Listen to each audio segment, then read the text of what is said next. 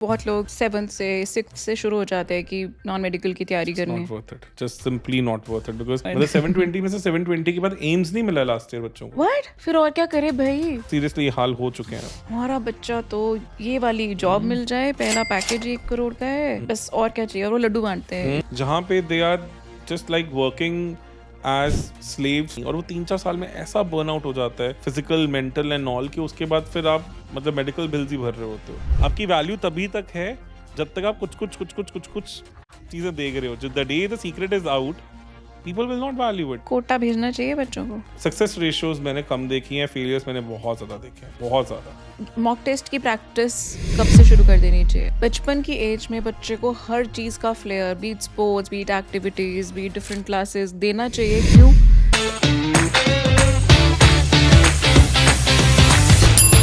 Hi again and welcome to the Spago show.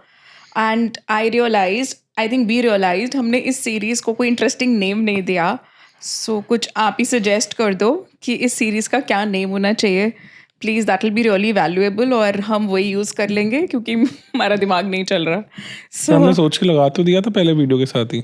अरे वो तो टाइटल है, हमारी सीरीज का नाम तो कुछ भी नहीं डाला। अभी तो आप कह रहे थे पार्टनर्स इन प्राइम, वो तो ऐसे ही मुंह से निकला, पार्टनर्स इन क्राइम की जगह partners in prime. So I don't know, you also suggest कुछ अच्छा सजेस्ट करो गाइस प्लीज। एंड सो आज हम फिर से कंटिन्यू करते हैं। आज वाला जो डिस्कशन है ना, that is typical Deepak sir conversation. बस करो यार, सर यार बहुत हो गया। क्योंकि ये वो वाली कॉन्वर्सेशन है जिसके कारण आप सर हो। नहीं हूँ मैं सर। अरे यार ओके, सर दुखने लग गया सर सुन के। ऐसा भी कोई होता है? हाँ। वही, चलो एनी हाउ। उससे 4-5 बाल और ज्यादा जो सफेद हुए हैं ना, वो ये सर के चक्कर में ही हुए तो हैं। सफेद बाल से ना एक्सपीरियंस लगता है बंदा। नहीं बस आजकल वैल्यू सफेद बालों वालों की, you know, pepper and salt and pepper look. Anyhow. Agreed. So ये जो ईयर्स है ना, ये सबसे फाउंडेशन ईयर्स है, एंड इसमें जो आपका एक्सपर्टीज है that is top notch. I think सब लोग जितना भी एटलीस्ट सिटी सर्कल में, इवन आपके आईआईटी सर्कल्स में, एवरीबडी, एंड जो भी कहीं पर भी 9th में बच्चा पहुंच जाता है, 10th में, तो उनको बस होता है कि एक बारी आपसे डिस्कशन हो जाए कि हमें क्या करना चाहिए और कैसे करना चाहिए, right? Specifically medical non medical की फील्ड में, राइट? सो गप्पे मारने का शौक ही इतना है, उसमें रहता है कुछ तो पर वो निकल ही आएगा। बड़ी इंटरेस्टिंग इंसाइटफुल और इम्पोर्टेंट गप्पे होती हैं, और उनकी लाइफ चेंजिंग भी हो जाती है। पैसे नहीं मिलते ना उसके बाद। तो कोई बात नहीं, ये भगवान का अच्छा कर्म कर रहे हैं आप, लोगों की लाइफ सुधार रहे हैं, ठीक है ना? सो कमिंग ऑन टू, सबसे पहले आस्क कि ऐसी कौन सी 5 मिस्टेक्स हैं जो इस टाइम पर लोग कर देते हैं पर वो बिल्कुल ही नहीं करनी चाहिए? करियर चूज करने में या करियर चूज करने के बाद? चलो बोथ ही कर दो। करियर चूज करने में ना, मुझे समय लगता है कि इंजीनियरिंग मेडिकल थोड़े ज्यादा ओवर हाइप्ड है। मतलब अब चीजें बहुत चेंज हो गई हैं, ऑनेस्टली स्पीकिंग। हमारे टाइम तो डॉक्टर इंजीनियर बहुत बड़ी बात होती थी, बस वही होती थी। है यार, मतलब मेडिकल में प्रॉब्लम क्या है ना कि it's a good 15 years of investment in terms of time, money, everything. 10-12 तो मिनिमम ही है। और उसके बाद भी ना लोग जो गलती करते हैं वो ये सोचते हैं कि medical means getting into the best college. MBBS is just like a graduation degree, hardly makes an difference. अब एम से हो, कहाँ से हो, मैटर नहीं करता। बिकॉज कौन से ऐसे डॉक्टर्स हैं जिनके पास आप जाके ये पूछते हो कि आप एम से हो? मतलब and of the day problem क्या है? सबसे इंपॉर्टेंट चीज डॉक्टर के लिए क्या काम करती है?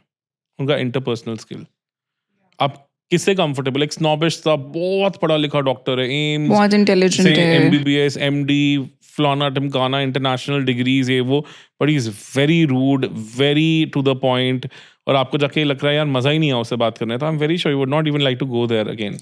On the contrary, somebody who might not be from the best college but has amazing interpersonal skills, you would always love to interact more with that person, and you will always spread the word around also about him. So ये ना लोग नहीं realize करते कि medical line is lot about interpersonal skill, because how well you connect with your patient matters a lot. मैंने देखा है कि इतनी trivial सी चीज होती है ना, अगर आप बेसिक डायग्नोसिस की बात करो, और डायग्नोसिस की भी बात करो कि 10-12 साल 5 साल 10 साल लगाने के बाद मतलब ये हट जाते हैं लोग, मतलब it almost becomes a muscle memory, it's almost like the second nature कि ये हाँ होगा, ये होगा, वो होगा, इतने सारे केसेस। केसेस कर तो उस टाइम पे इट ऑल डिपेंड्स कि आप कितने अच्छे से अपने क्लाइंट ही बोलूंगा, पेशेंट को उसे डील करते हो।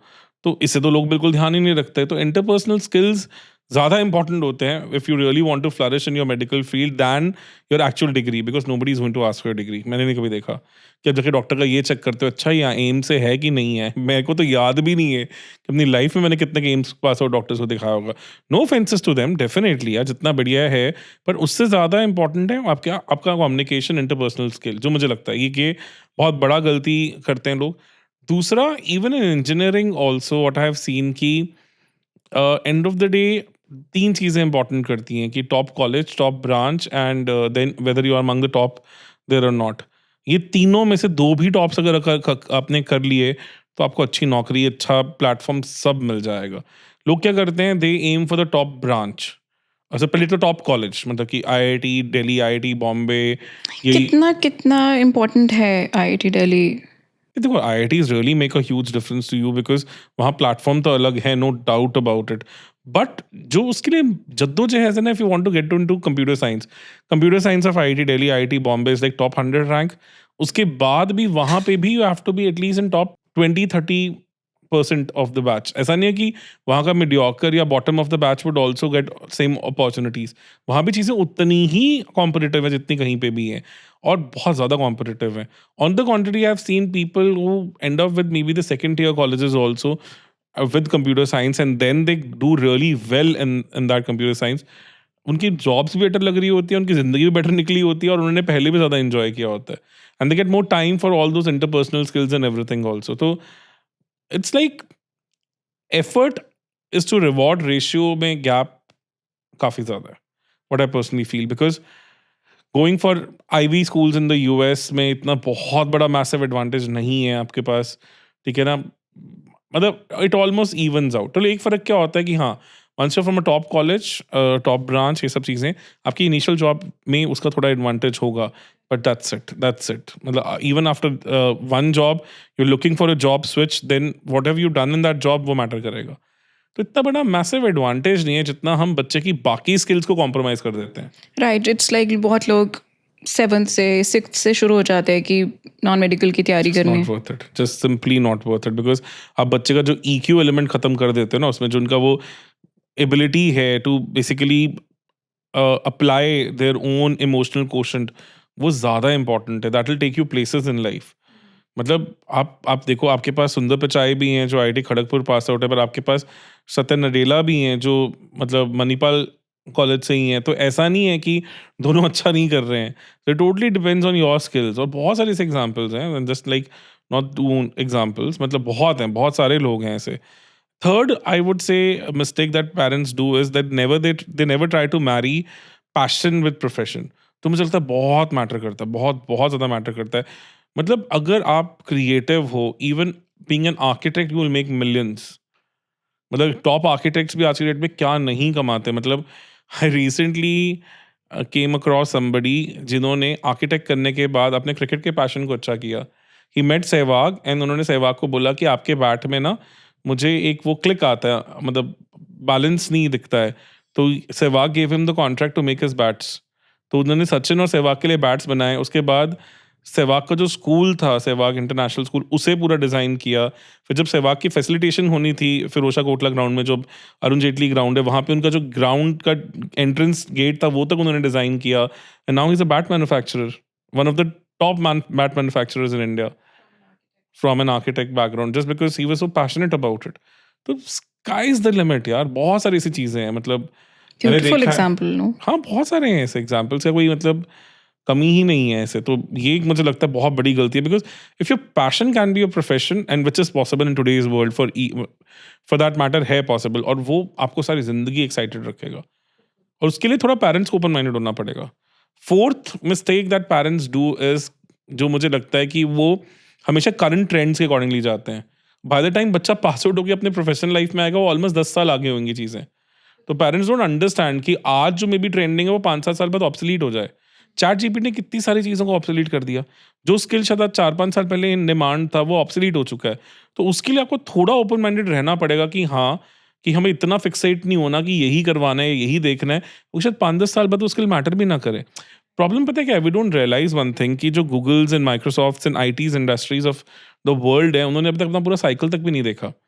मतलब अगर इंडिया की बात करें तो अर्ली 2000s में ये सर्कल आना शुरू हुआ है जब IT industry boomed in India, late 90s कह लो या अर्ली 2000s कह लो। तो जो लोग उस टाइम पे जॉब में एंटर करे 22-23-24 साल की एज में, फ्रेशर्स की तरह, तो अब वो ऑलमोस्ट 50 के आसपास हैं। तो अभी तक उन्होंने अपनी रिटायरमेंट लाइफ या पूरा इनकम्प्लीट साइकिल तक भी नहीं देखा है कि how well they were able to lead their life throughout the whole thing, but still there so much buzz around it. और फिर हम देखते हैं कि इतने सारे ले ऑफ्स हो रहे हैं, ये हो रहे हैं, बिकॉज फिर एकदम से बच्चा रियलाइज करता है कि यार ये maybe Microsoft and Googles and all इतने लुक्रेटिव थे भी नहीं। तो इसलिए I think lot of more opportunities and you have to be little more futuristic जब आप थोड़ा सोच रहे होते हो, बिकॉज जो आपको आज बहुत वैल्यू करता दिख रहा है शायद 10 साल बाद वो ऑब्सोलीट हो जाए। तो फिफ्थ अगेन आई थिंक जो एक बहुत ज़्यादा अंडर एस्टिमेटेड स्किल है जिसको पेरेंट्स फिर से बहुत ज़्यादा इग्नोर करते हैं कि वो प्योर के हिसाब से बहुत जाते हैं कि फलाने के लड़के ने ये किया तो जो पेरेंट्स का ही प्योर है, that is like very small world. Very small world. And innovation के लिए मे बी थोड़ी स्ट्रगल इनिशियली ज़्यादा हो जाती है, बट रिवॉर्ड्स भी उतने ज़्यादा ही हैं। अगर आपका बच्चा किसी चीज़ को लेके पैशनेट है और उसका वो प्रोफेशन बन जाए, nothing like that, nothing beats that. अगर आपने एक जनरेशन लगा के एक बेस बनाया हुआ है तो ये बहुत इंपॉर्टेंट हो जाता है कि अगर आपका बच्चा इंक्लाइंड है तो उस बेस को आगे लेके जाए। बिकॉज अगर इंक्लाइंड है, नो डाउट, अगर नहीं है फिर तो उसे खत्म ही कर देगा। बिकॉज इस चीज़ को भी बहुत लोग ना वैल्यू नहीं करते हैं कि एक बेस होने के भी बहुत एडवांटेजेस हैं। आप अगर शाहरुख खान का भी एग्जांपल लो तो दो he is a self made man, but उनको भी बेस का बहुत एडवांटेज मिला। उनके फादर ने 1957 में जो हमारे उस टाइम के एजुकेशन मिनिस्टर रह चुके हैं, मतलब उनके अगेंस्ट इलेक्शन लड़ा था। ओके, ठीक है, ही वाज, जब वो पेशावर में थे तो वो जो दिलीप कुमार हैं उनके पड़ोसी रह चुके हैं और काफ़ी अच्छे फ्रेंड भी थे। That is why also Shahrukh got certain boost. और शाहरुख दिल्ली के one of the best schools में पढ़े हैं। उनकी सिस्टर और वो दोनों डिफरेंट स्कूल्स में थे, पर among the best top 3 schools of Delhi में पढ़े हैं। तो ऐसा नहीं है कि he comes from a lower middle class or not a privileged background too, even though it might not be very popular statement today, but वो फायदा होता है। मतलब certain times if you have a background, if you have certain things working for you, वो चीज़ें काम करती ही हैं। कहीं ना कहीं वो कनेक्टिंग द डॉट आपको आगे जाके लेके जाता है।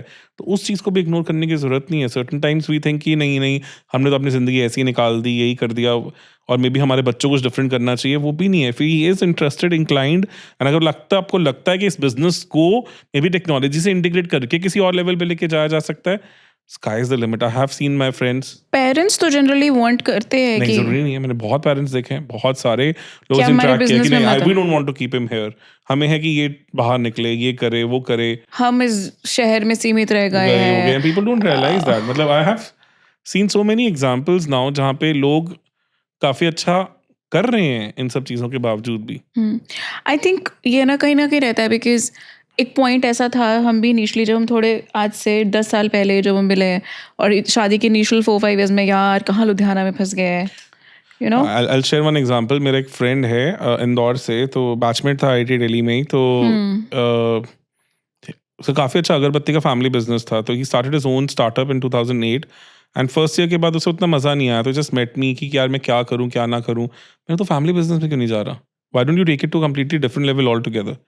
आज वो MS Dhoni is the brand ambassador for his company.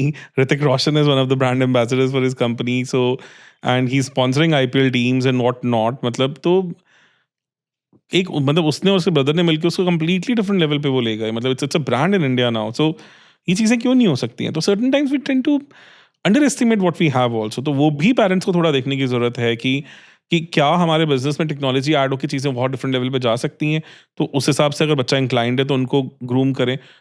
N number of opportunities are there. मतलब we are limiting our kids just based on our understanding of the world, our exposure, but that should not be the case. I think बहुत beautifully portray करा है the whole thing. So I mean मेरे दिमाग में इतने सारे questions आ रहे हैं, I really don't know where to start. अगर हम समरी दें इन 5 मिस्टेक्स की, तो I would say first of all medical के हिसाब से more than the college I think the interpersonal skills matter because we prefer doctors who are good with patients. At least communication skill तो बहुत ज़्यादा मैटर करता है. If we talk about non medical, top college, top branch, among the top in that branch में से सिर्फ 3 में से 2 चाहिए. तो आप टॉप कॉलेज पे कॉम्प्रोमाइज करके टॉप ब्रांच और उसमें बस भी रह सकते हैं, और आप टॉप कॉलेज चूज करके कोई और ब्रांच पकड़ के उसमें अमंग द टॉप भी रहेंगे तब भी उतना अच्छे होंगे. मतलब किसी भी 3 में से 2 टॉप्स कर लो तो आप अच्छा ही करोगे. आपको इतना 3 टॉप्स पे जाने की जरूरत नहीं है. Third, I think if you can marry passion with profession with your kid तो बहुत सही होगा. फोर्थ, आई वुड से कि आप उसे अपने सर्कल के हिसाब से लिमिट ना करो, make him limitless.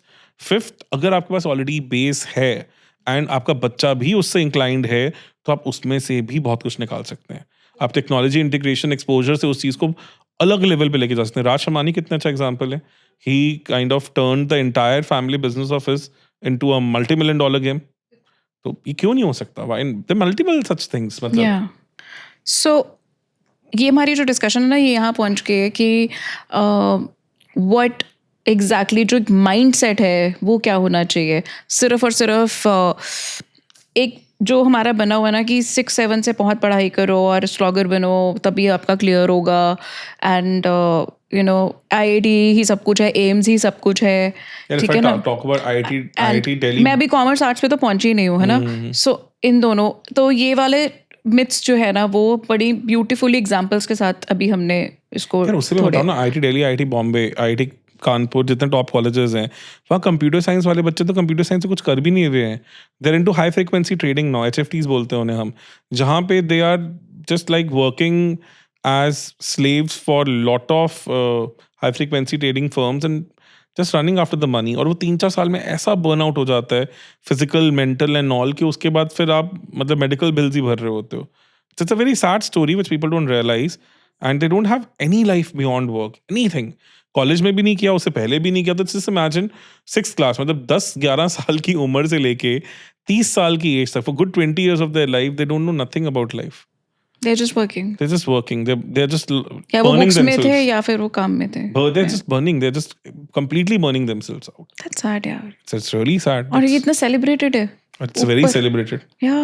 And it's like they are this. हमारा बच्चा तो ये वाली जॉब मिल जाए, पहला पैकेज 1 करोड़ का है और ये बस और क्या चाहिए, और वो लड्डू बांटते हैं इस चीज. Exactly. And बहुत सारी चीज़ों में कमाया जा सकता है पैसा यार. पैसा कमाना इज नॉट अ कंसर्न. अगर आप जो कर रहे हैं उसमें आप इंजॉय करते हो, बहुत फर्क पड़ता है उससे, बहुत ज़्यादा फर्क पड़ता है.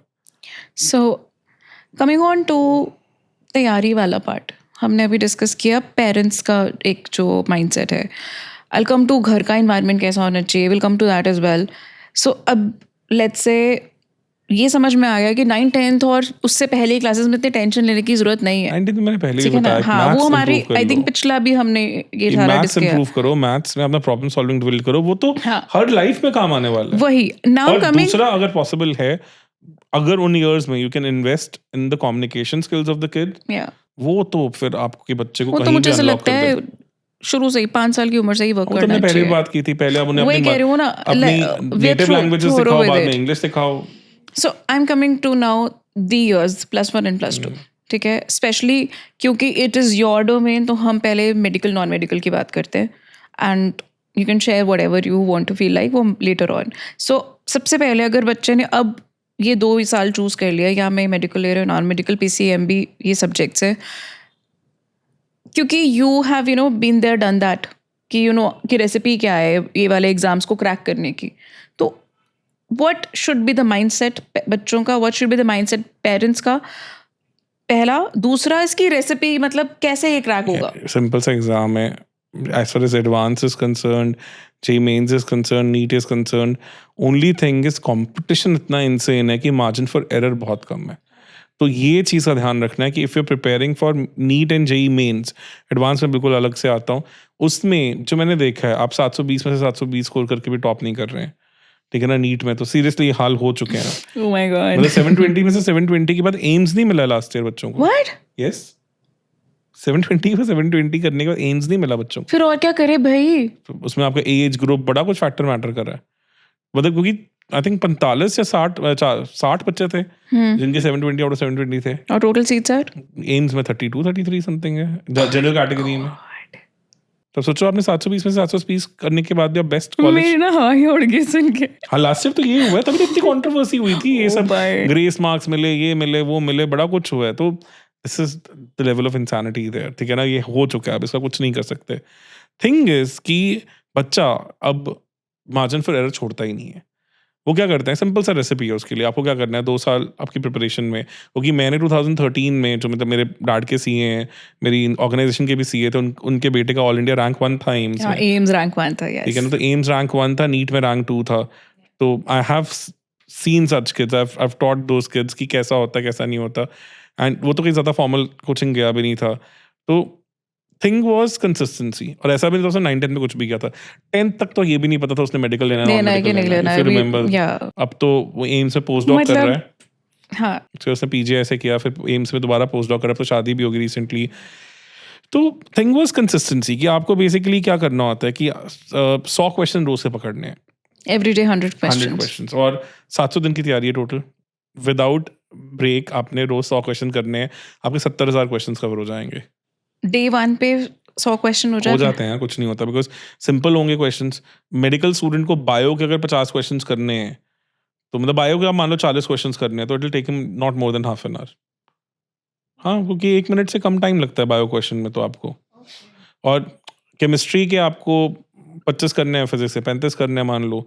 फिजिक्स के आप 35 में आपको घंटा लगेगा, नो डाउट, क्योंकि आपको वहाँ टाइम लगता टाइम है। लगता है सारी केमिस्ट्री कैलकुलेशन। के 25 का आपको 40 मिनट लग जाएंगे। तो इट्स लाइक आप पूरा हिसाब लगाओगे तो 2 सवा 2 घंटे की प्रैक्टिस बनेगी। अपार्ट फ्रॉम द कॉन्सेप्ट का जो पढ़ाई करनी हाँ है, हाँ, 2 सवा 2 घंटे की आपको कि प्रैक्टिस सिर्फ देनी आपने 2 सवा 2 घंटे सिर्फ और सिर्फ प्रैक्टिस क्वेश्चंस के रखने ही रखने हैं। है, रखना है। इतना तो आपको देना ही पड़ेगा टाइम। वो तो फिर ये 2 +1 +2 है। प्लस 2 हाँ प्लस की बात हो रही है, तो 100 क्वेश्चन अगर आप कर रहे हो तो 70,000 क्वेश्चन आप 700 दिन में कर जाते हो। इट्स लाइक पर सब्जेक्ट ऑलमोस्ट 20,000 क्वेश्चन, क्योंकि किसी में थोड़े ज्यादा होंगे, किसी में थोड़े कम होंगे। इसके और टोटल मैंने देखा है 100 चैप्टर्स मिलते हैं टोटल, पीसीएमबी मिला के, मतलब पीसीबी मिला के, अगर पीसीबी की बात पीसीबी करो हो गया, 100 पीसीएम हो गया। पीसीएम हो गया, 100 चैप्टर, 120 चैप्टर से ज़्यादा नहीं होंगे, 11 12 दोनों मिला के। हर चैप्टर में 8 मार्क्स 10 कॉन्सेप्ट्स हैं, तो 1000 कॉन्सेप्ट सब मिला के हो जाता है। उनके सारे परमुटेशन कॉम्बिनेशन लगा लो, इधर से कान पकड़ा है, उधर से कान पकड़ा करके मैक्सिमम 10-12 हज़ार क्वेश्चन बनता है। 20,000 क्वेश्चन कर लिए तो आपने वैसे उन टाइप ऑफ कॉन्सेप्ट को 1-1 2-2 बार अच्छे से प्रैक्टिस कर लिया इन एवरी पॉसिबल वेरिएंट। तो उसके साथ आपको पेपर में क्या अनसीन दिख जाएगा? तो आपको 90-95% पेपर जब सीन होएगा तो आप गलती कर ही नहीं सकते हो। This is what good. सुनने में कितना सिंपल लग रहा है ना। पर कंसिस्टेंसी वाली बात है, कंसिस्टेंसी रखोगे तो दिन के 2-3 घंटे, 2-2.5 घंटे की प्रैक्टिस और 2.5-3 घंटे का मतलब रिविजन, तो 5-6 घंटे तो दिन में देने ही पड़ते हैं अगर आप 11th-12th में हो। आपने खुद ने इतनी प्रैक्टिस करी थी? मैंने इससे ज़्यादा करी थी उस टाइम पे, बिकॉज उस टाइम पे इतनी रेसिपी पता नहीं थी ना, तो certain times you used to go overboard also in certain subjects. अरे बड़े अजीब से हो आप। मतलब 10th में बोर्ड का टिकट नहीं मिल रहा है क्योंकि प्री बोर्ड में 2 सब्जेक्ट्स में फेल है। एक में लाइन पे था, तो और केमिस्ट्री तुम में फेल था, बायो में 11th फेल। में इस तरह से पढ़े हो कि बस क्रिकेटर बनना था ना, पापा ने क्रिकेटर रेसिपी बनना निकाल था। ली।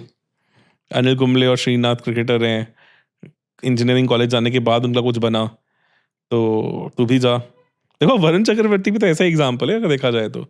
इंडिया का इस टाइम पे वर्ल्ड का one of the best mystery spinner है, तो he was an architect, under 16 में नहीं हुआ, ठीक है, उसके बाद आर्किटेक्ट चला गया, उसके बाद मूवीज में भी गया and he was doing his architect. और उसके मतलब चेन्नई में जो बाढ़ आई उसमें उनके कुछ प्रोजेक्ट्स का कुछ बना नहीं, then he started playing professional cricket as a fast bowler. फिर कुछ समझ आया, स्पिन करता हूँ, और आज वर्ल्ड का one of the best mystery spinner है।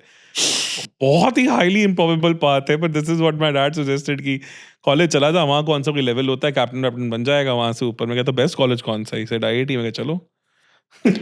मतलब आप सोचो कि समय का भैया कैसा होता है ना, वो घूम फिर के आए गया फर्स्ट एम्पायर में। हाँ वही मैं कह रहा अब आप हूँ। खेल नहीं रहे हो पर at least cricket analyst is not a हाँ, small and that thing. is more comfortable. At least आपको competition में कुछ तो नहीं देखना पड़ रहा है. It is something which I cherish. Obviously talking about cricket and all. तो वही कह रहा हूँ यार, अगर आप, and I think growth that I've seen in this in last 1 year outbeats almost anything I've done in my life. So obviously because my passion has now been married to my profession.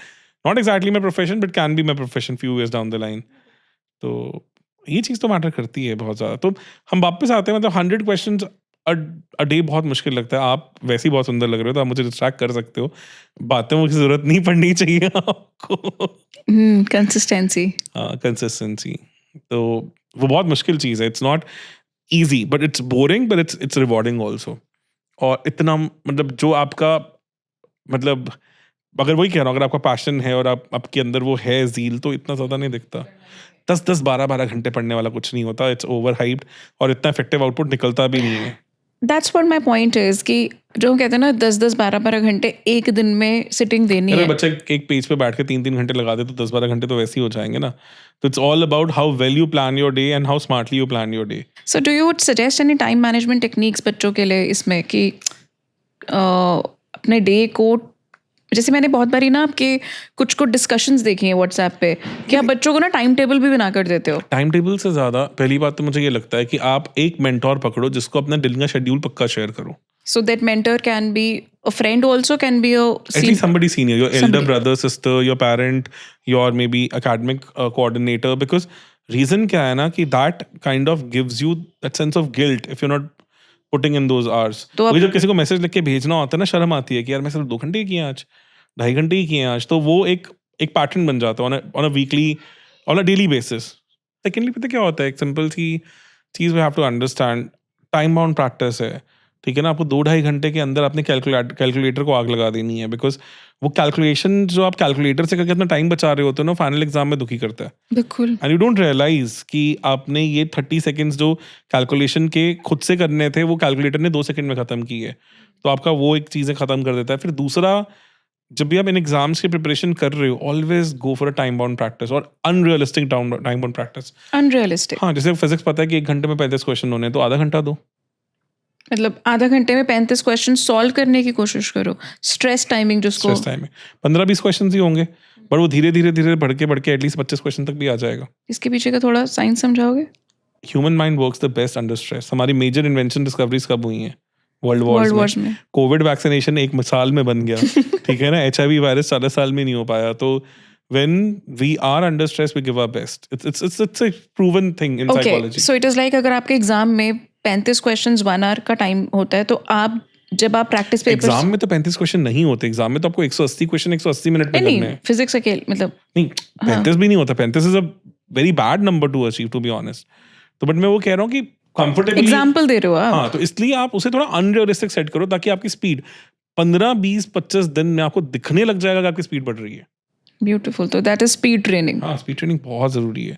तो speed training होगा, time bound practice होगा, calculator use मत करो, give a daily schedule to your mentor कि this is what you have done in the day, this should set you right. मतलब उसमें and also try to include an activity, some physical activity, something on a daily basis. यार ये तो note करना चाहिए parents को, I guess, बहुत और ज़रूरी बच्चों है। को भी। और मतलब बिकॉज वो मेंटल फॉग इतना ज़्यादा हो जाता है ना, अगर आप हाफ एन आवर 45 मिनट्स दे सकते हो किसी फिजिकल एक्टिविटी को, maybe a walk with your parents और maybe some gymming session or something like बच्चे क्या that. करते Maybe हैं? dance also would do. सो बच्चे ब्रेक के लिए फ्रेंड्स के साथ फोन पे लग जाते हैं। वो फायदा नहीं है। मतलब you need to have something physical because चक्कर पता है क्या है, मतलब मैंने भी गलतियां की हैं अपने टाइम पे, मतलब obviously, और during last 10 years of stress, 15 years of stress, when I gained 50 kgs, 50 kgs I guess, हाँ मतलब इतना तो किया ही है। तो इन 10-12 सालों में मैंने भी छोटी छोटी चीज़ें मिस की हैं। अगर मैं वही डेली लेवल पे ड्यूरिंग माई स्ट्रेस डेज, मतलब वो अगर कुछ 40-45 डेज का 40 मिनट्स का कुछ डालता रहता, तो जो पिछले 2 सालों में अकल आई है वो उस टाइम पे होता तो कभी भी सिचुएशन खराब होती ही ना। यहाँ पे ना मेरी पुरानी वाली फोटो डाल देना। ये सर ने स्पेशल मेंशन किया कि एडिटिंग में आप पुरानी वाली फोटो डाल देना। अब मुझे ऐसे देखो ना, मेरे को बात नहीं करो। मतलब मैं ये कह रहा हूँ कि हेल्थ कितनी ज़्यादा इंपॉर्टेंट हो जाती है, बिकॉज छोटे छोटे चेंजेस हैं यार, और उससे क्या रहता है ना, बच्चा मेंटली फटीग नहीं होता, बर्नआउट नहीं होता, मतलब थोड़ा थोड़ा you can say even your hormones are working better. So basically physical activity, not कि फोन वाली ब्रेक या फ्रेंड्स। स्क्रीन्स तो उनको इनफैक्ट इफ पॉसिबल सोने से 1-2 घंटे पहले दो ही मत, बिकॉज अदरवाइज पूरी रात उनके दिमाग में वो कलर्स तांडव करते रहेंगे and they will never have a sound sleep and that is going to impact them a lot वो तो साइंटिफिकली प्रूवन है। वो इनफैक्ट है। So what I need to know is, एक होता है बहुत से बच्चे ऐसे कहते हैं कि गेड़ी पे जा रहे हैं फ्रेंड्स के साथ। सो व्हाट इज दैट गेड़ी? वो होनी चाहिए। थोड़ा बहुत once in a while is important. You don't have to put them in a cage that never works, to be honest. What I have seen, cage never works. मतलब it's like कि वो फंडा नहीं है जो वो जोक चलता रहता है कि सारी जिंदगी मतलब जो बचपन से माएँ डरा के रखती हैं मतलब गर्ल्स को स्पेशली कि कल तेरी शादी होगी तो क्या होगा, पति क्या बोलेगा, ये क्या करेगा, वो क्या करेगा, और जब तक शादी होती है वो इतनी भर चुकी होती है कि शादी के बाद सबसे पहले पति को देख के उसकी भड़ासी निकालती है। तो वही सिमिलर सी हालत फिर बच्चों के साथ भी हो जाती है कि like So when they go to the colleges and they're like, obviously कि यार now we इसके got लिए life. like इसके लिए इतनी फाइट मारी थी, मतलब अब मैं कुछ नहीं करने वाला, ये वो फलाना ढिमकाना। To balance it out, यार, it's the best part of about today's world is that the opportunities are endless. You just need to, as I said, marry your passion with your profession if possible. Things can be amazing for you. बहुत कुछ है यार, बहुत कुछ है. Companies also realize now कि there are multiple facets associated with a proper organization. तो हर type का बंदा चाहिए होता है हर किसी को यार, हर टाइप का बंदा. और जनरली जिनकी life beyond I think their job है ना, उनको कंपनी ज्यादा लाइक करते हैं. उनको पता है they will gel together, they will be X factor लेकर आएंगे ना. एक्स फैक्टर लेके आएंगे, क्रिएटिविटी लेके आएंगे, टीम That's प्लेयर what- होंगे हमेशा, मतलब वो एक वाइब्रेंस रखेंगे. और किसी भी कंपनी को चलाने के लिए तो टीम चाहिए होती है. वाइब्रेंस सही होती है यार. आप कितने ज्यादा डिपेंडेंट हो जाते हैं उन लोगों पे जिनके अंदर वो एनर्जी हो, Right. जिनके अंदर वो करिश्मा हो, those who can rub off that positivity on you. तो all these things matter a lot. तो personalities बहुत important है, which we really tend to underestimate a lot. People who are born personalities and who can be built into personalities वो हमेशा outshine करते हैं. Right. सो अभी हम जैसे बच्चे की वो जर्नी पे चल रहे थे ना कि जो स्टडी आवर्स हैं 2.5 घंटा तो उसको क्वेश्चन सॉल्व करने चाहिए. Then total number of hours पे हम अभी क्लैरिटी पे नहीं 6 आए. hours is good यार, बहुत अच्छा खासा नंबर. अगर इतना दे सकते हो 11th 12th में, इतना हो नहीं पाता to be honest. It's like the upper cap I'm saying if you really want to be among the top. Yeah. और उसके बाद भी इतना लंबा थोड़ा फर्क पड़ता नहीं है. मैंने पहले भी कहा है कि बहुत सारी चीज़ें हैं. कितनी बार ऐसा होता है कि somebody is very good with computer science might not be good with PCM, और कॉलेज में जाके वो बच्चा बिल्कुल अलग लेवल पे निकल जाता है. इवन जितने अब ना क्या हो गया टॉप कॉलेजेस में इंजीनियरिंग में काफ़ी सारे प्लेटफॉर्म्स एग्जिस्ट करते हैं, मतलब कोडिंग प्लेटफॉर्म्स एग्जिस्ट करते हैं. फिर all these companies also now don't bank on placements for hiring.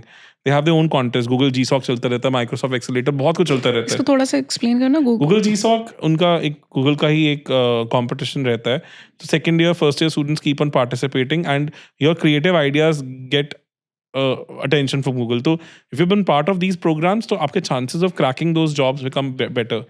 तो वो Second- ज़्यादा valued होता है. Microsoft Accelerator भी है, ऐसे काफ़ी सारे हैं. कुछ Almost 2-3 हर और अच्छी- हैं. सभी कंपनीज, Amazon सबके चलते रहते हैं. The purpose is basically to attract the best talent when they are young. Yeah. तो अब वो कंपटीशन, एक चीज़ और बहुत इंपॉर्टेंट है, तो रियली नीड टू अंडरस्टैंड, जितना डिफिकल्ट जॉब लेके आना है उतना कंपनीज के लिए भी हायरिंग बहुत बड़ा चैलेंज है. Because the process and the money involved in hiring somebody and grooming that person for the organization is a very costly thing.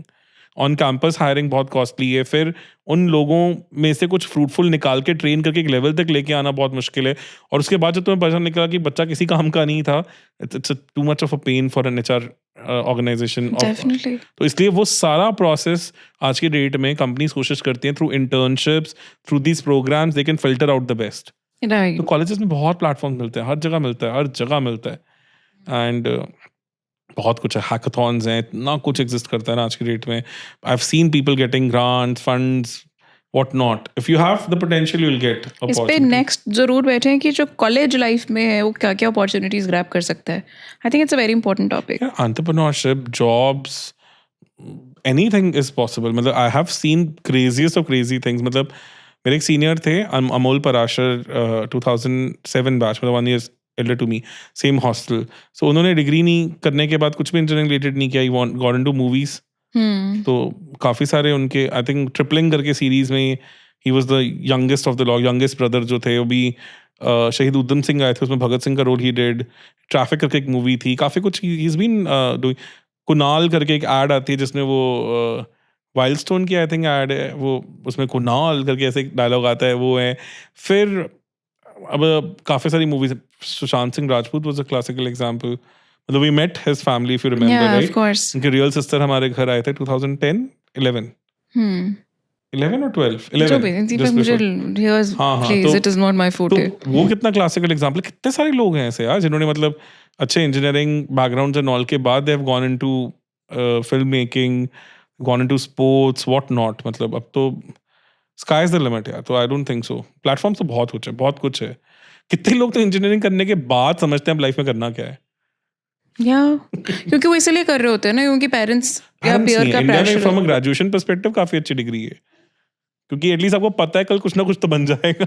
हाँ, ये तो है। कि आपको अगर टीचिंग करनी है, कुछ करनी है, तो इंजीनियरिंग डिग्री तो हर कहीं फिट हो जाती है।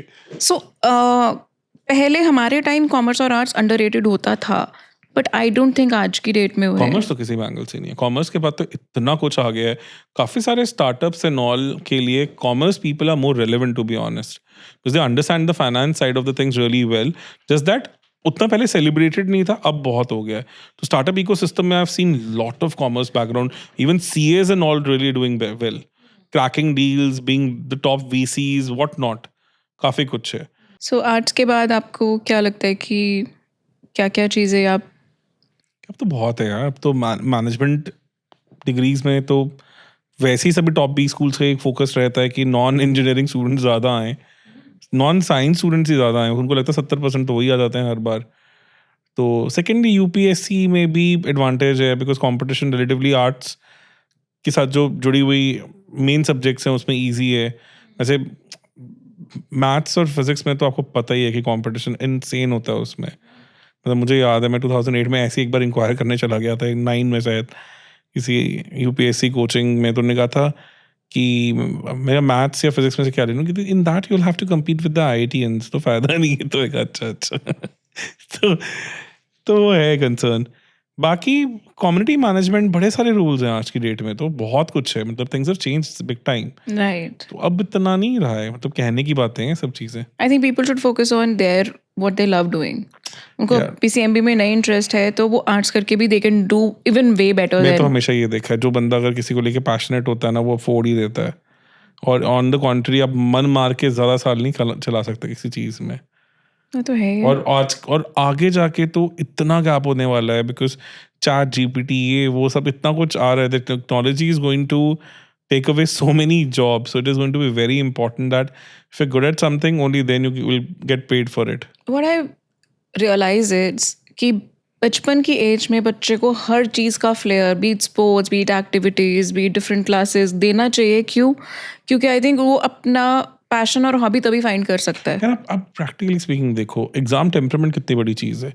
मतलब हम पीसीएमबी में सिखाते थे कि अगर आपके 3 सब्जेक्ट्स हैं, पीसीबी मान लो या पीसीएम, तो चौथा सब्जेक्ट आपका एग्जाम टेम्परामेंट है।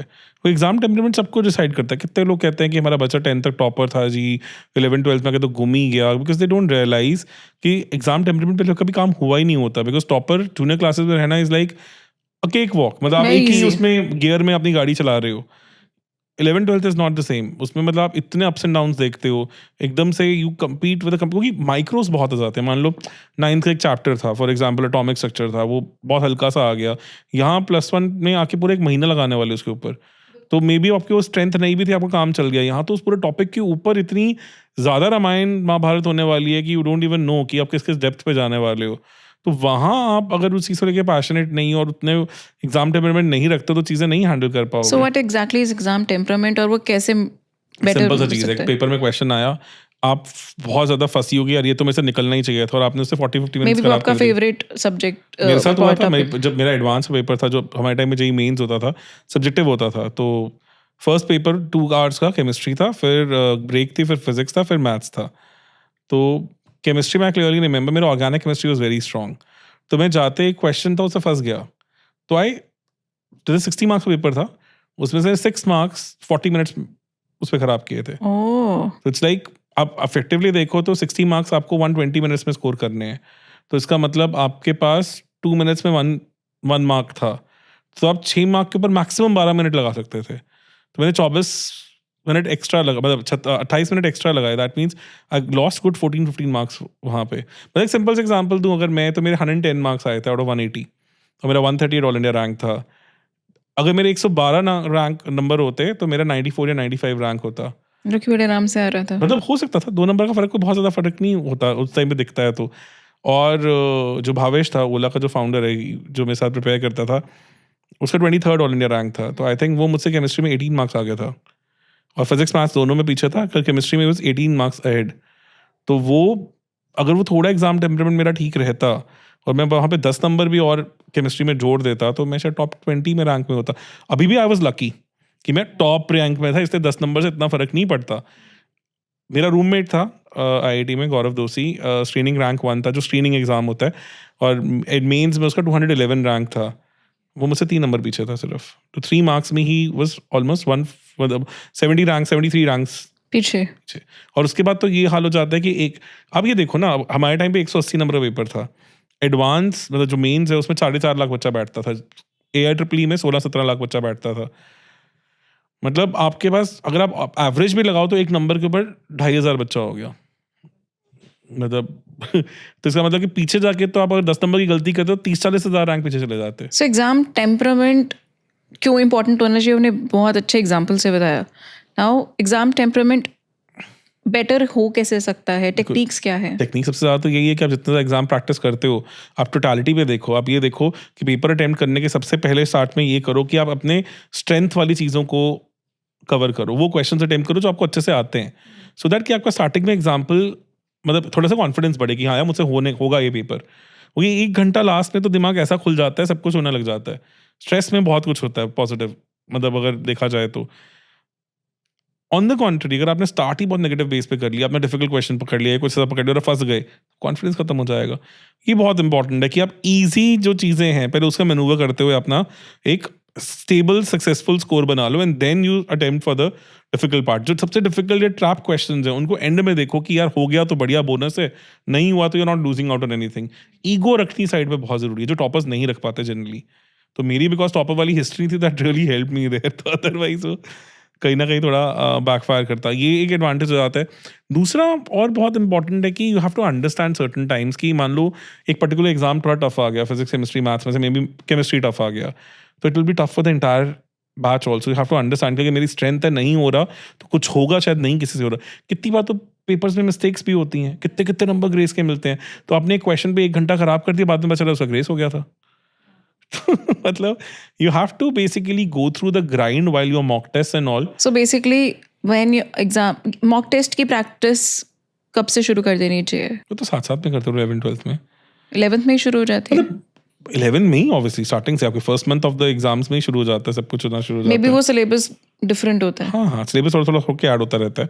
You have to develop that temperament कि आपको वो पेपर्स हैंडल करने चाहिए, आपको स्ट्रैटेजीज आनी चाहिए कि ये works the best for me, this doesn't work, ये मेरी स्ट्रेंथ है, ये मेरी वीकनेस है। प्रिपरेशन साइकिल में लोग सबसे बड़ी गलतियां करते हैं। अगर आपके पास 1 महीना बचा हुआ है तो आप रिविजन में क्या करोगे? अपनी वीकनेसेस पे काम करोगे, अपनी स्ट्रेंथ्स पे काम करोगे? स्ट्रेंथ्स पे? मेजॉरिटी लोग वीकनेसेस पे काम करते हैं। ओके, कि ये मेरा आता नहीं है, इसको पहले पढ़ कर लेता लेते हूँ। हैं। और होता क्या है, जो चीज़ 2 साल से तंग कर रही थी वो फाइनल में भी कुछ नहीं आने वाला। मान लो एक वेव ऑप्टिक्स अगर टॉपिक आपको 2 साल से नहीं चमका, आपने जाके वहां पे पेपर में पहला क्वेश्चन वेव ऑप्टिक्स से देख लिया, आपको लगता है वो ट्राई भी करोगे आप? करना ही नहीं चाहिए। होगा ही नहीं, मन भी नहीं करेगा करने का, आपको कॉन्फिडेंस ही नहीं आएगा। ऑन द कॉन्ट्ररी जो आपकी स्ट्रेंथ थी वो आपकी रिसेंट मेमोरी में नहीं थी, क्योंकि आपने रिवाइज नहीं रिवाइज करी। ही नहीं किया, तो वहां पे आपको क्वेश्चन में आप फंसोगे। क्यों? क्वेश्चन देख के लगा ये किया हुआ है और 100% रिकॉल हो नहीं पा रहा, तो भाई यार किया हुआ क्वेश्चन था, याद नहीं आ रहा, उस चक्कर में आप और उस पर टाइम स्पेंड करके और खराब कर दोगे। ओह, तो these are the things that you अपनी स्ट्रेंथ पे काम करो कि यार मुझे एक एग्जाम को देना है, मुझे कोई ईगो ट्रिप पे नहीं जाना है।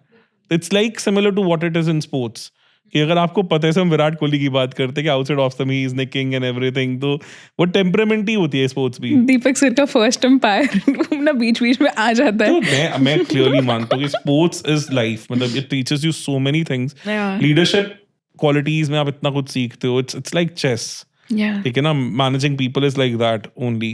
तो वहाँ जो टेम्परामेंट है कि अच्छी बॉलिंग हो रही है तो you know how to bite it out, तो similarly is the case with your exams also.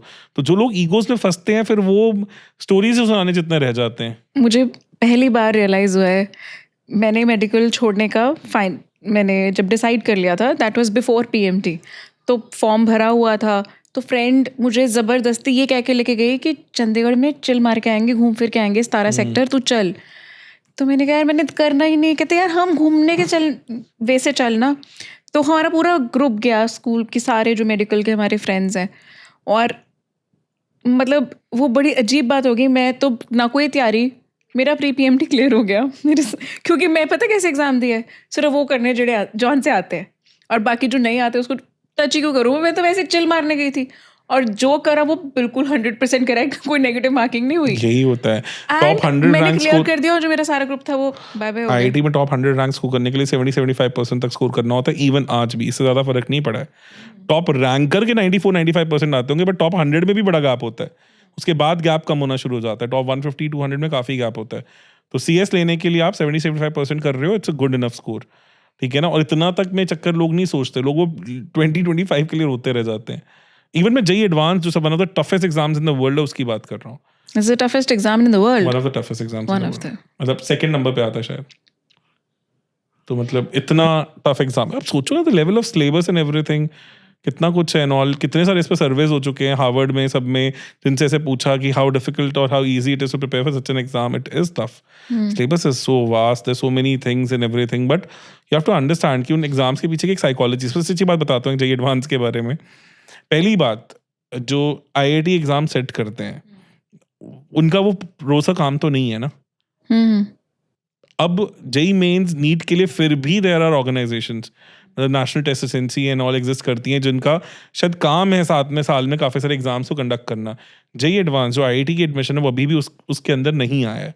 तो वो आईआईटी का ही जो पैनल्स है वो सेट करते हैं। उन सब प्रोफेसर्स की लीस्ट प्रायोरिटी पे होता है एग्जाम सेट करना। अपनी रिसर्च को छोड़ के वो क्लासेस में पढ़ाने नहीं आते, ये क्या करेंगे।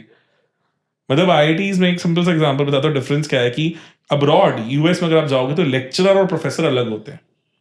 Lecturer or professor. Lecturers are the ones who lecture लेते हैं, professors are the ones who are dealing with the research. It's not mandatory for them to teach. In India it's not like that. तो अगर आपने अपने research के लिए fund भी चाहिए तो आपको कुछ hours as a teacher clock करने पड़ेंगे। How dumb, मुझे फर्स्ट टाइम पता चला ये तो डिफरेंस। आपको कुछ आवर्स एज अ लेक्चरर भी क्लॉक करने पड़ेंगे। तो टीचर्स ऐसे अदमने मन से पढ़ाने आते हैं ना, they don't care, majority of them they don't care. मतलब कोई बहुत अच्छे प्रोफेसर्स भी ऐसा नहीं है, काफी लगता है आईआईटी वाले पकड़ के आपको पिटाई कर देंगे। यार अब ये सोचो ना, आप आपके लिए इट्स लाइक अगर मैं आज आपको बोलूं कि 5th क्लास के बच्चे को पढ़ा दो तो कितना एक्साइटेड होगे। मतलब गलत एग्जांपल है। हाँ मतलब आप शायद होगे, मतलब मुझे लगेगा कि यार नहीं, इट्स लाइक मैं ये बड़ी भी और खुश उससे वो भी नहीं हो रहा, इट जस्ट लाइक दैट।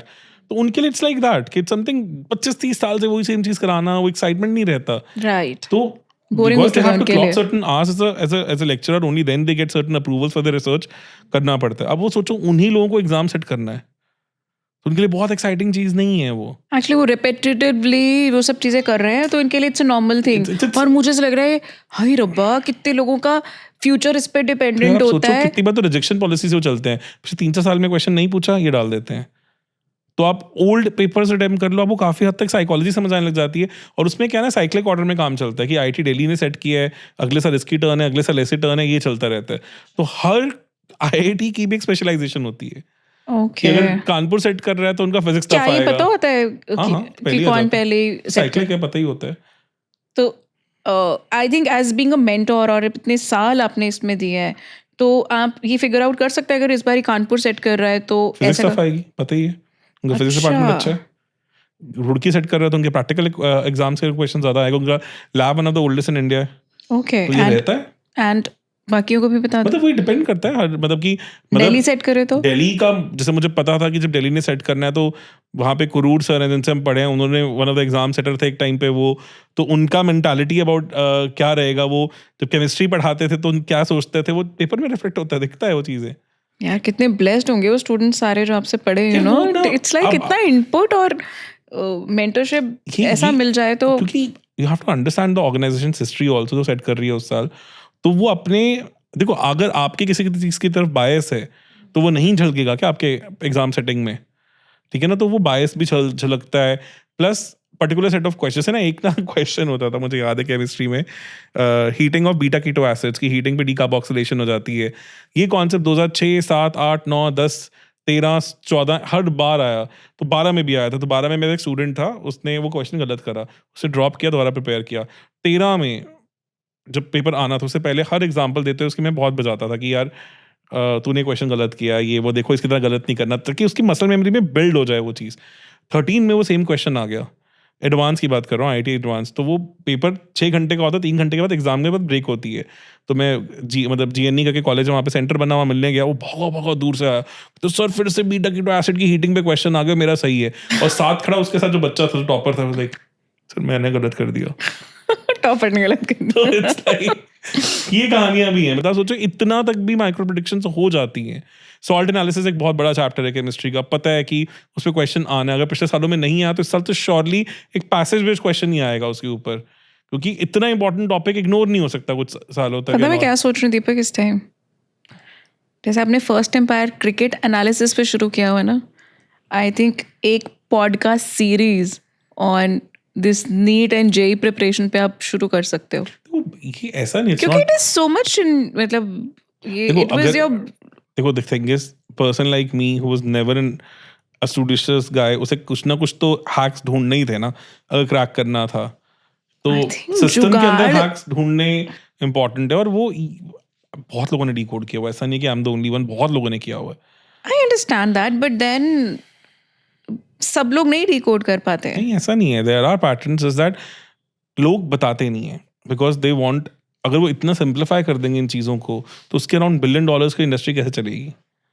मतलब why would you be so entice कि बच्चे को कोटा ही भेजना है या बच्चे को वहीं कराना है, मैं कोटा टॉपिक छेड़ लिया यार, ये तो हाँ, तो मतलब दैट इज द रीजन। अगर आप आई अगर रियली वांटेड टू, मेरे जहन से ही निकल गया यार था हमारी सिंपल सी चीज है, डिस्कशन के फ्लो मतलब में। अभी मैं वसीम अकरम की इंटरव्यू सुन रहा था, तो वसीम अकरम सेड कि रिवर्स स्विंग जब तक हमें नहीं आती थी तब तक वो चीटिंग थी, जब पूरी दुनिया को आ गई तो वो आर्ट बन गई।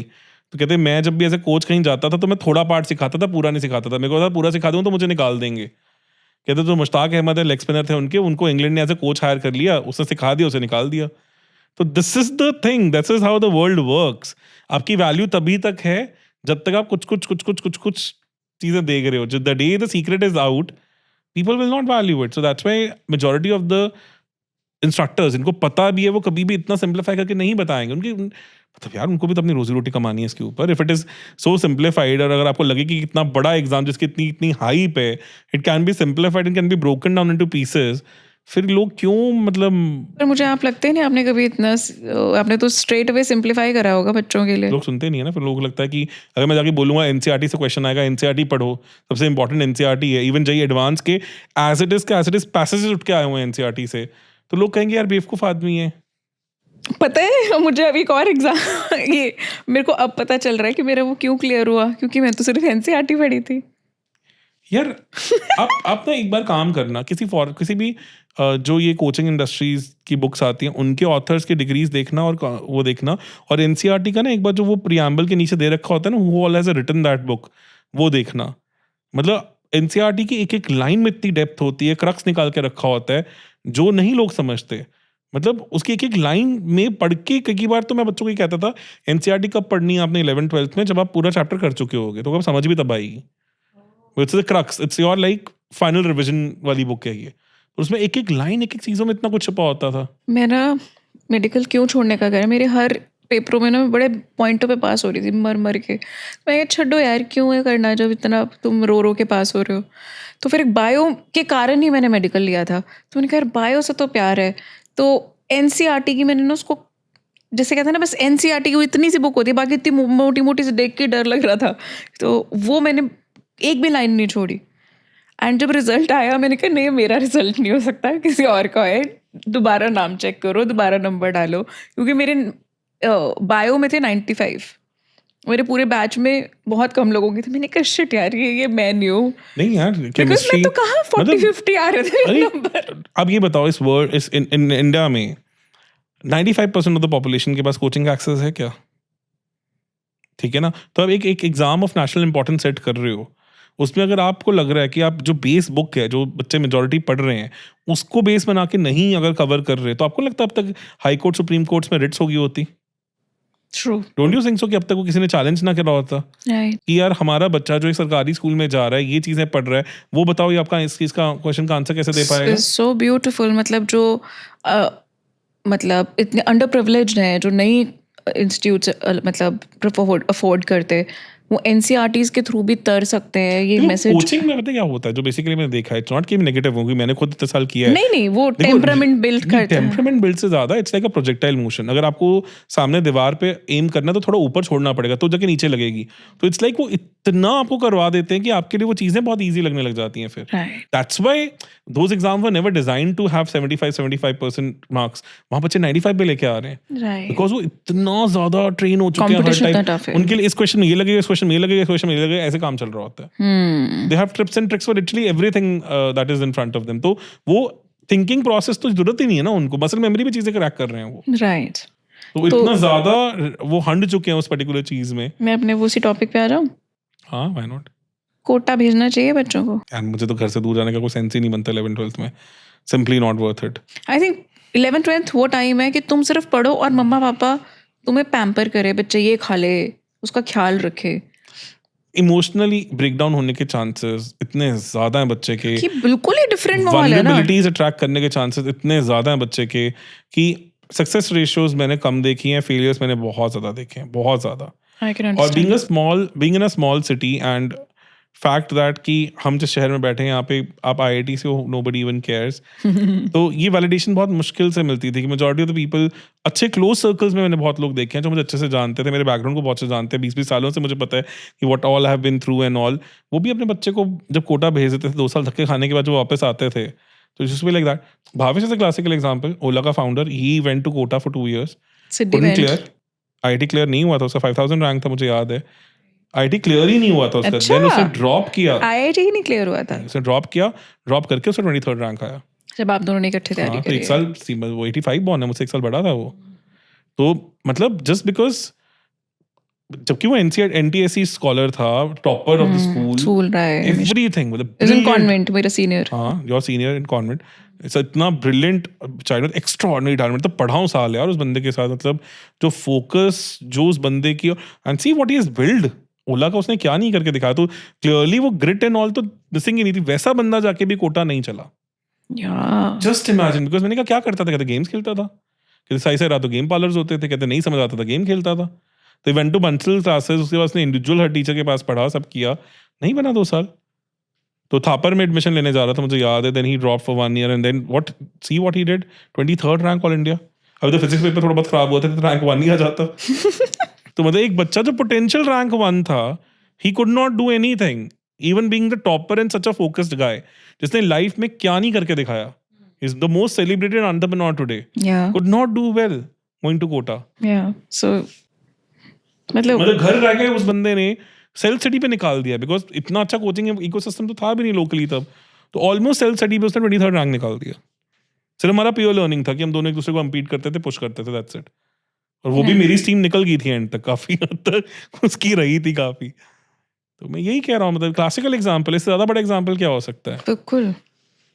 आई mean example is good, but the reason is again जब पेरेंट्स का वो छत्र छाया नहीं है वहाँ पेरेंट्स को पर। पता क्या लगता है, majority of them are not from the science background. उनको लगता है मैंने अपने बच्चे को बेस्ट प्लेटफॉर्म दे दिया, बाकी उसकी किस्मत, मेरी तरफ से मैंने बेस्ट कर दिया। कल बच्चा ये नहीं कहेगा कि मुझे बेस्ट नहीं मिला, ठीक है ना। तो we also want to be associated with something जहाँ से टॉपर्स ये सब निकल रहे हैं। वो सेंस ऑफ प्राइड वाली बात है ना, अचीवमेंट वाली बात है। मेरे शहर, मेरा स्कूल, मेरा ये वो, कोई मेरी कोचिंग इंस्टीट्यूशन जुड़ जाता है, तो ठीक है। एक मतलब सिंप्लीफाई कर दो कि चीज़। फाइनेंस में देख लो यार, किसी को आप कहोगे कि या गोल्ड में इन्वेस्ट कर दो या सेंसेक्स में इन्वेस्ट कर दो, ये सब चीज़ें बोल दो, तो लोगों को लगेगा नहीं यार ऐसे थोड़ी होता है, इतना सिंपल थोड़ी होता है finance. Same is the case with ये कि अगर somebody is giving you simple solution, तो हमें लगता है यार ये तो बेवकूफ़ी आई वाली नो, बात है। Things can't मुझे be भी that मुझे simple. फर्स्ट टाइम कहा था यार कहाँ पे लगाना चाहिए, कैसे करना चाहिए। उसने कहा अब मैम बेस्ट है गोल्ड कॉइन ले लो। यार डबे क्या, ये तो हम वैसे ही तो कर लेते। 30,000 पे था, हाँ, पर मैंने 3x उसकी हो बात गया, माननी थी। 3x हो गया। हाँ, उसकी बात माननी थी मेरे को मैंने। तो बताया नहीं। सारी बातें नहीं बताता है। या चलो थैंक गॉड मेरी पॉडकास्ट बहुत खराब हो रहा है यानी, और हमारे बच्चे ऐसे हो रहे हैं कि बस करो मम्मा पापा, मुझे बाहर से घूर रही है। आई थिंक बिकॉज ये वाला जो ईयर है ना, मतलब मेरे लिए बहुत आई ओपनिंग रहा ये वाला पॉडकास्ट। आई एम श्योर सबके लिए रहेगा, बहुत सारे इंसाइट्स थे। सो yeah, it's very difficult to be consistent and it's very difficult to do the basics right, irrespective of any field you talk about. Basics पे काम नहीं लोग करते, लोगों को लगता है चीज़ें बहुत डिफिकल्ट होंगी तभी तो शायद इतने कम लोग पहुंच पाए। ये नहीं समझ पाते डिसिप्लिन मेंटेन करने वाले लोग ही बहुत कम होते हैं, बहुत बोरिंग कम काम होते करने वाले लोग कम बहुत होते कम हैं. होते हैं, बहुत कम होते हैं। रेपिटेटिव बोरिंग चीज़ें करनी बहुत मुश्किल होती हैं। एक डिसिप्लिन के साथ रेपिटेटिव बोरिंग चीज़ें कर सकते हो तो सिंप्लीफाइड सोर्सेज से you can do anything. Yeah. तो हमारे पेरेंट्स ने क्यों विदाउट ये सब चीज़ें करी? क्योंकि उस टाइम पे चीज़ें इतनी कॉम्प्लिकेटेड नहीं थी। हम कहेंगे कॉम्पिटिशन इतना नहीं था यार, ये नहीं था, वो नहीं था। उनके पीयर्स देख लो यार, सभी वैसे ही इतना कुछ लाइफ में कर रहे हैं, तो कॉम्पिटिशन तो तब भी ऐसा ही था। कुछ नहीं चेंज हुआ। जस्ट दैट मार्क्स चेंज हो गए बिकॉज़ जिसकी रिक्वायरमेंट नहीं थी वो नंबर्स जुड़ रहे हैं। Yeah. That's why. तो हमारे टाइम ना 85% अबव आना was a big thing. School से ट्रॉफी मिलती थी बोर्ड में. अब वो 99% पे हो गया मेरी. Seriously, how is it even possible? हमारे कुछ नंबर तो ऐसे ही काट लेते हैं कि ये तो नंबर मिलने ही नहीं चाहिए। हाँ, ये तो ऐसे मिलेंगे writing नहीं। ये है तो कुछ मतलब अगर आप बिल्कुल लिटरली रविंद्रनाथ टैगोर जैसी राइटिंग स्किल्स रख रहे हो, कुछ कर रहे हो, तो शायद आप तो कुछ भी वो 10 में से 9.5 ही देते हाँ, कि आधा नंबर तो कट ही कट ही जाएगा जाएगा. किसी तरह की चीज़ का। हमारे को तो ऐसे मिलते थे नंबर. भगवान याद मत दिलाओ यार, स्कूल लाइफ तो मुझे इतनी ज्यादा वो टॉर्चरस और इतनी ज्यादा मेरी ट्रॉमेटिक अच्छी लगती थी है। यार. मेरी तो नहीं थी। मैं वो बच्चा हूँ जो सारा टाइम फ्रॉम केजी से लेकर 10th तक topper. I was girls monitor ये वो. 6th क्लास तक तो मैं भी अच्छा था। पर व्हेन इट केम टू वही जब मैंने मेडिकल है तो मेरी तो स्ट्रीम निकल 7th गई. 8th 9th 10th was 7th onward से मेरे डब्बे गुल होने शुरू हो गए थे। 9th में जब बस एक बार मैंने एक सेमेस्टर अच्छा किया था, मतलब जो भी होता था सेमेस्टर होता था, क्या होता था, क्योंकि मेरे डैड ने कहा था अगर इसमें तेरे अच्छे नंबर आ गए तो तेरी फिर कोचिंग में एडमिशन दिलवा दूंगा क्रिकेट में। तो उसमें मैंने पूरी जॉन लगा के एफर्ट डाली थी। उसमें मैं among the top 10-15 of the class में आ गया था। बट एक इकलौता वो ट्राइमेस्टर होता था या क्या होता था, आई डोंट फिर पता रिमेम्बर। चल गया कि पापा उल्लू बना रहे हैं. नहीं, उसके बाद तो मैं क्रिकेट में घुस गया ना, खेलने लग गया। खेलने लग गए कि बेचारे. छोड़ो, पापा ही स्कूल फंस पहुंच गए. जाएगा। हाँ, तो चीज हो गई। Nice. I think let's see बार अब जो आगे का डिस्कशन है कंटिन्यू करेंगे हम Yes, द मुझे नेक्स्ट एक मैम नहीं एपिसोड. भूलते, मेरे गर्ग मैम करके होते थे फिजिक्स के 9th क्लास में। क्लियरली रिमेंबर कि क्लास में एक टॉपिक चल रहा था and I was lost in my own dream playing with Sachin Tendulkar wala and all, and suddenly she asked me a question and I gave an answer, nothing to do with the topic but answer was correct because मैंने खुद सोच के physics क्योंकि मेरा favourite subject था मैंने भी किया। पूरी क्लास हंसी कि इसको क्या पता होएगा, क्योंकि obviously I was the backbencher and all. Ma'am said इसने आंसर सही दिया और सोच के दिया। ऐसे बच्चे लाइफ में ज्यादा बढ़िया करते हैं, तुम देख लेना। तो आपको बड़ा एक वो मोमेंट हो गया ना, I तभी just आपको like- बात याद है.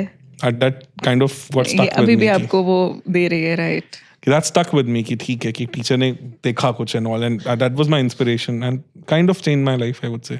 एक टीचर्स की एक लाइन की भी लाइफ चेंजिंग होती है. Obviously, इतना yeah, because important certain role time you होता है. think कि when everybody is doubting you, there is at least somebody who sees, who's Light. able to see through. Yeah.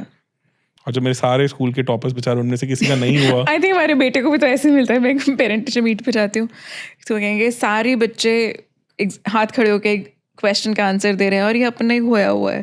तो कहते फिर मेरे को होता है कि यार अब तुम्हें इसी से क्वेश्चन पूछूंगी. कहते इससे क्वेश्चन पूछो, ये आंसर ठीक दे देता है और ऊपर से स्माइल करने लग जाता है. कहते हम चुप हो जाते हैं कि यार इसको मेरे डांटे तो तो ऐसा कैसे. नहीं होता था कि हर बार अच्छा आंसर देता था। फिजिक्स में मेरे को मेरा इंटरेस्ट था कि मैं सारे दिन प्रैक्टिकल एग्जाम, मतलब इतने मॉडल इतना कुछ बनाता रहता था घर पे, तो I understood physics a lot. वो फर्क था। तो वो है ऑब्वियसली एक एडवांटेज था, मतलब, और वो मैम ने देख लिया। अब ना हमारा बच्चा कह रहा है मैं जंप करके गोदी में आने वाला हूँ. तो आई थिंक इसको बाद में करेंगे कंटिन्यू. गुड। एंड आज के लिए इतना ही. Please write in the comments कि हमें दीपक सर से और क्या क्या क्वेश्चंस पूछने चाहिए. I don't mind if you get irritated. तो और I think because he has a lot of flair especially education line में.